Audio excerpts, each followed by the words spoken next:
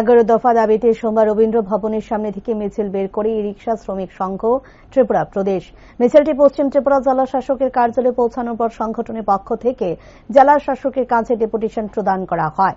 সংগঠনের নেতা বিএমএস এর অসীম দত্ত অভিযোগ করেন, ট্রাফিক পুলিশ ই রিকশা চালকদের আটক করে জরিমানা করছে।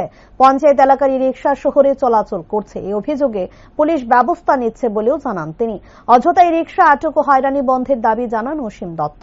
পাশাপাশি শ্রমিকদের স্বার্থে আরো বিভিন্ন দাবি জেলা শাসকের কাছে তুলে ধরা হয় এদিন।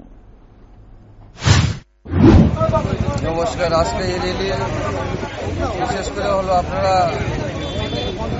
দেখতেছেন যাবত আমাদের যে ইলেকট্রিক অটো প্রত্যেক জায়গাতে পুলিশের যে হয়রানি করছে, একবার বলছে পৌরসভা, একবার বলছে পঞ্চায়েত, এসব বলে গাড়িতে ফাইন করছেন জায়গা জায়গায়।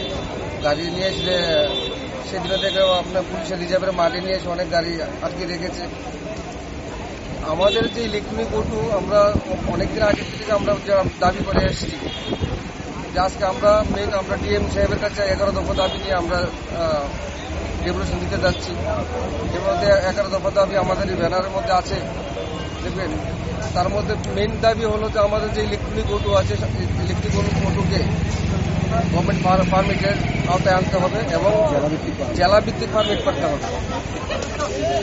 যে দেখা যাচ্ছে আমাদের এখানে যে বিভিন্ন গাড়ির শোরুমগুলো আছে এবং একদম পরিবহন দপ্তর যৌথ মিলিতভাবে আমাদের ইলেকট্রনিক অটোর সঙ্গে যে প্রতারণা করা হচ্ছে, তার বিশেষ করে আমরা আজকে ডিএম সাহেবের কাছে সেটা জানানোর জন্য আমরা যাচ্ছি, যাতে ডিএম সাহেবের মাধ্যমে আমাদের সিএম সাহেবের কাছে যাতে বার্তা যায় যে আমাদের সঙ্গে কী রকম ধরনের আমাদের সঙ্গে অন্যায় হচ্ছে।